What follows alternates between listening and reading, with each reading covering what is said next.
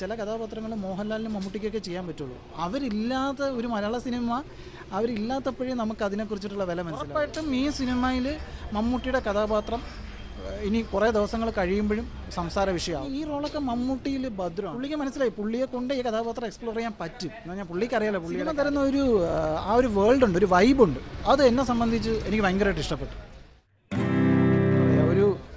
ഒരു വ്യത്യസ്ത cinematic theatre experience. നമ്മൾ ഈ ഒരു ജോണറിലുള്ള സിനിമകളൊക്കെ വന്നിട്ടുണ്ട്.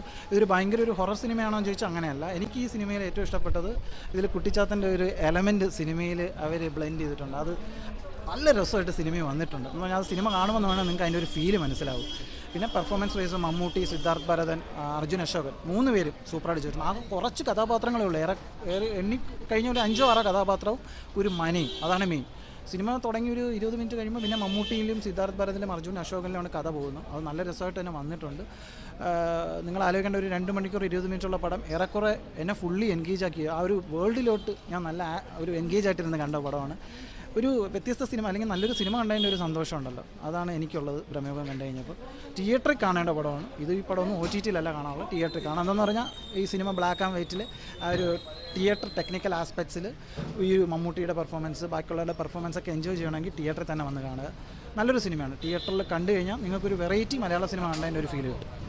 ഇതിൻ്റെ ടെക്നിക്കൽ ഡിപ്പാർട്ട്മെൻറ്റ് പറയുകയാണെങ്കിൽ എല്ലാവരെയും എടുത്തു പറയണം. അതായത് ക്യാമറാമാൻ, സെറ്റൊക്കെ സൂപ്പറായിട്ടുണ്ട്. എന്തെന്ന് പറഞ്ഞാൽ ആ ഒരു ആംബിയൻസ് ഉണ്ടല്ലോ, ഒരു 17th സെഞ്ച്വറിയിൽ നടക്കുന്ന കഥയാണ്. അപ്പോൾ അതിൽ നമ്മുടെ ഈ ഒരു മാജിക്കൽ സംഭവങ്ങളൊക്കെ വെച്ചിട്ടുണ്ട്. അതൊക്കെ നല്ല രസമാണ്. എന്ന് പറഞ്ഞാൽ കുറേ പറഞ്ഞു കഴിഞ്ഞാൽ സ്പോയിലറായിപ്പോവും. എന്ന് പറഞ്ഞാൽ കുറച്ച് ട്വിസ്റ്റുകൾ സിനിമയിൽ അവർ ഒളിപ്പിച്ച് വെച്ചിട്ടുണ്ട്. സിനിമ ഒരിക്കലും ഒരു ഭീതിപ്പെടുത്തുന്ന പടമല്ല, പക്ഷേ ഭീതി ഉണർത്തും.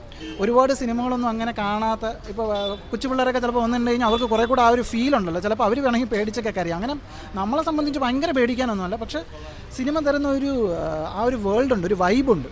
അത് എന്നെ സംബന്ധിച്ച് എനിക്ക് ഭയങ്കരമായിട്ട് ഇഷ്ടപ്പെട്ടു. ഞാൻ ഒരു കാര്യം ഇങ്ങനെ വിചാരിച്ചു വന്നു. ഞാൻ പറയണ ഞാൻ വിചാരിച്ചതിന് അപ്പുറം എനിക്ക് സിനിമ വന്നിട്ടുണ്ട്.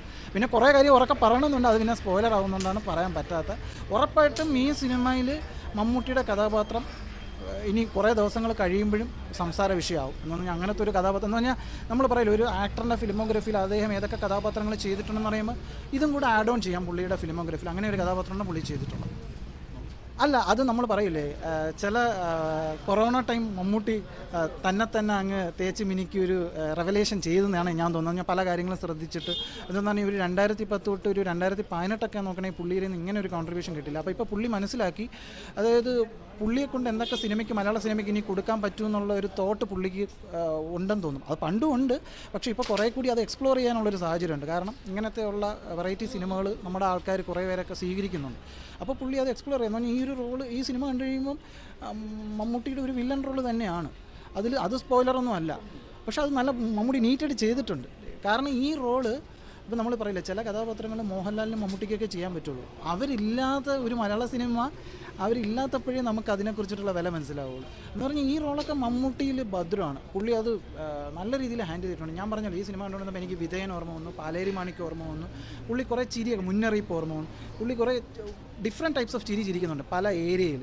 സിനിമയുടെ ക്ലൈമാക്സിലൊക്കെ ആ ഒരു ചിരിക്ക് വളരെ ഇമ്പോർട്ടൻസ് ഉണ്ട്. അതൊക്കെ നല്ല രീതിയിൽ വന്നിട്ടുണ്ട്. എന്താ പറയുക, മമ്മൂട്ടി ഒരു കൈ കൊടുത്തുകൊണ്ട് ഈ പടം ഉണ്ടായി. അത് മമ്മൂട്ടിക്ക് അപ്രീഷിയേറ്റ് ചെയ്യേണ്ട കാര്യമാണ്. എന്ന് പറഞ്ഞാൽ പുള്ളിക്ക് മനസ്സിലായി, പുള്ളിയെ കൊണ്ട് ഈ കഥാപാത്രം എക്സ്പ്ലോർ ചെയ്യാൻ പറ്റും. എന്ന് പറഞ്ഞാൽ പുള്ളിക്ക് അറിയാലോ പുള്ളിയുടെ കാലിബർ. അത് നല്ല രീതിയിൽ സംവിധായകനായാലും പുള്ളിയുടെ കറക്റ്റ് പോസിറ്റീവ്സ് യൂസ് ചെയ്തിട്ടുണ്ട് സിനിമയിൽ. ബോഡി ലാംഗ്വേജ്, ആ പുള്ളിയുടെ തുടക്കം എന്ന് പറഞ്ഞു കഴിഞ്ഞാൽ പുള്ളിയുടെ ശബ്ദം വഴിയാണ് നമ്മൾ കാണുന്നത്. ആ കഥാപാത്രത്തിൻ്റെ ബാക്കൊക്കെ അർജുൻ അശോകൻ ഇങ്ങനെ മുഖം ഉയർത്തി നോക്കുമ്പോഴാണ് നമ്മൾ മമ്മൂട്ടിയുടെ കഥാപാത്രത്തിനെ കാണുന്നത്. അതിനു മുമ്പ് ഈ പറയുന്ന പോറ്റിയുടെ ഒരു ഇംപ്രഷൻ ഉണ്ടാക്കാൻ പുള്ളിക്ക് സാധിച്ചിട്ടുണ്ട്. പടം കൊള്ളാം, രസമായിട്ടുണ്ട്.